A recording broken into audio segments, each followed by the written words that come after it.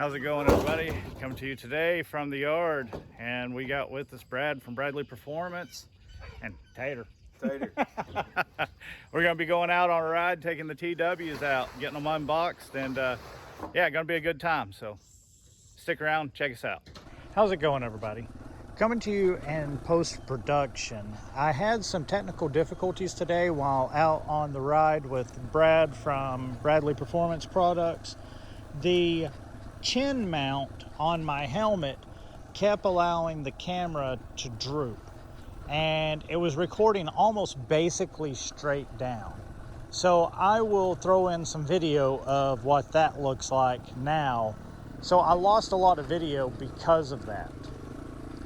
Also, my media mount for my GoPro kept cutting in and out, so I've got some real crappy audio in some of it as well. So unfortunately, I'm losing a lot of video and I'm losing a lot of audio from today's ride. But I think you will enjoy the rest of the video. Also, one last thing is we had to mount one of the cameras onto the handlebar of Brad's TW, and that's a little shaky. When we get into some rough stuff, it really kind of bounces around. It's a little bit less stable than what I would prefer to show you, but you'll see that in the video. Anyway, enough of me yakking. Let's get to the ride. I hope you enjoy. Let's go.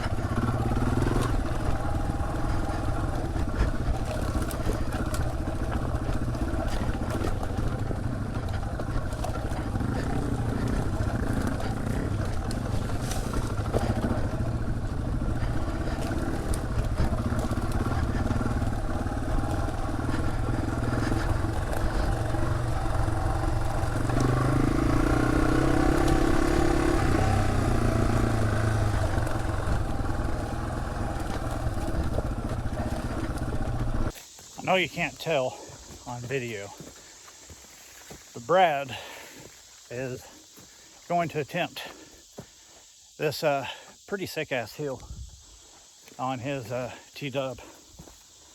I told him, more power to you. I ain't doing it. I ain't gonna try it.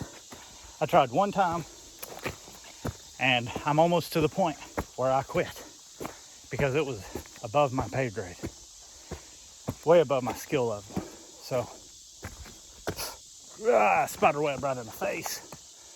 So, right here is where I quit. Right down there's the bottom. And let's see if I can get it. There's the top and it keeps going. So, yeah. This is a heck of a climb.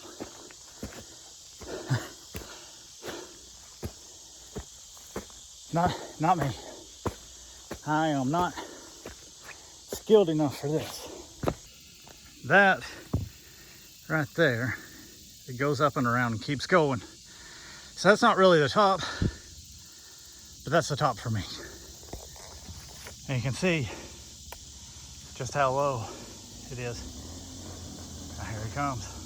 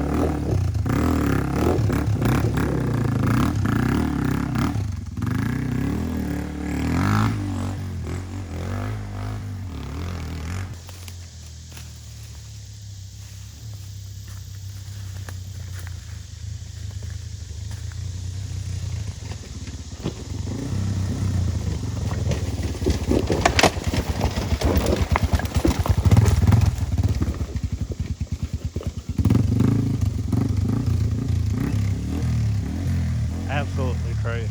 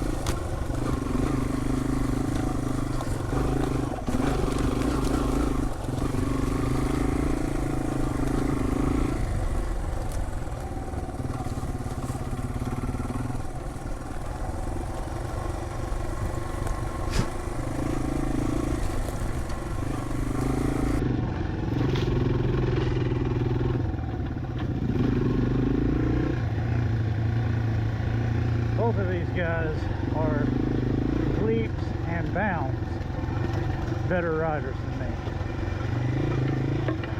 And I am doing all I can to just try lot of stick to work on.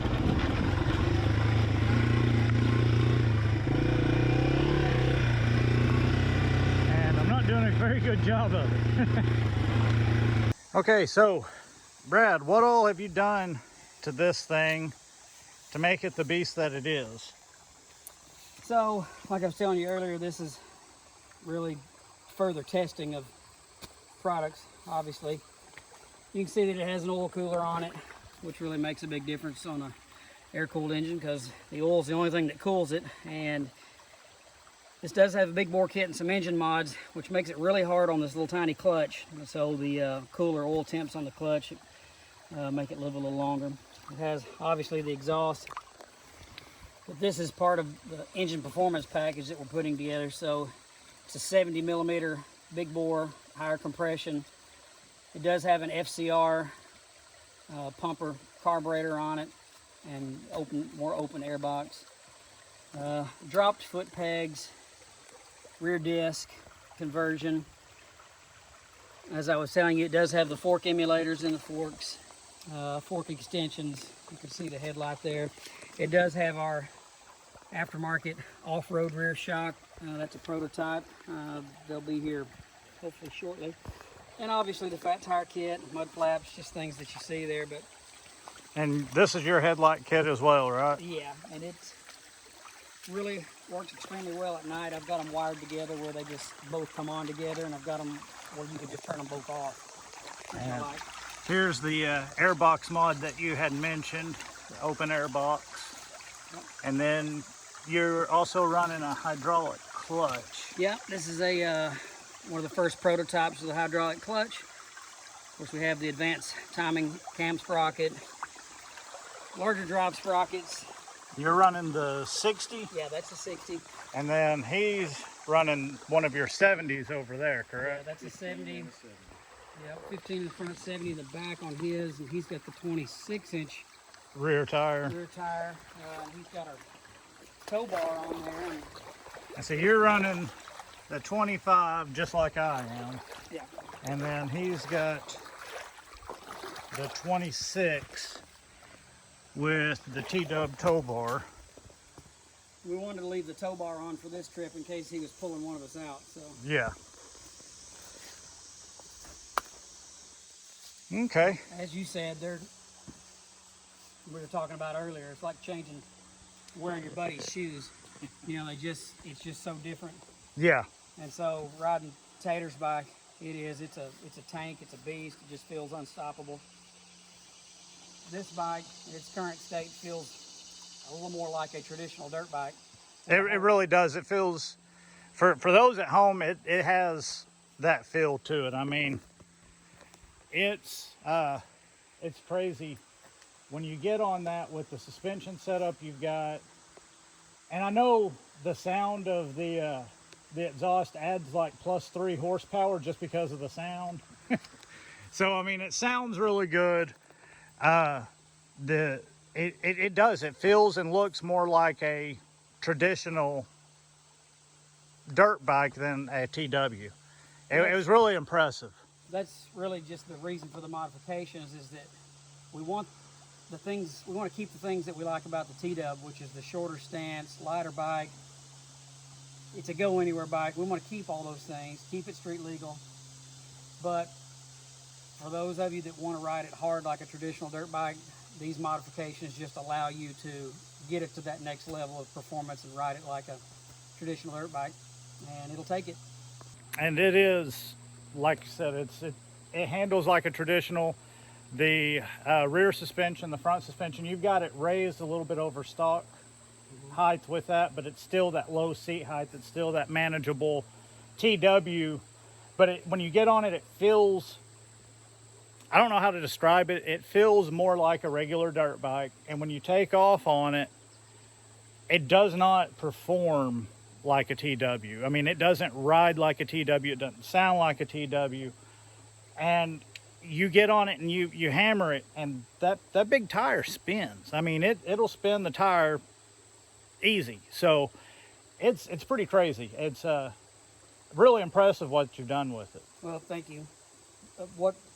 And as a lot of guys know, we can't create horsepower out of nothing. Right. So it's really what we're doing is moving horsepower around. We've taken some of the tractor-like characteristics of the motor, and we have removed some of those, but we're able to just move that power up in the power band in the RPM range, and so it makes a lot more power in the mid-range to top, kind of like how you would ride a traditional dirt bike, motocross bike.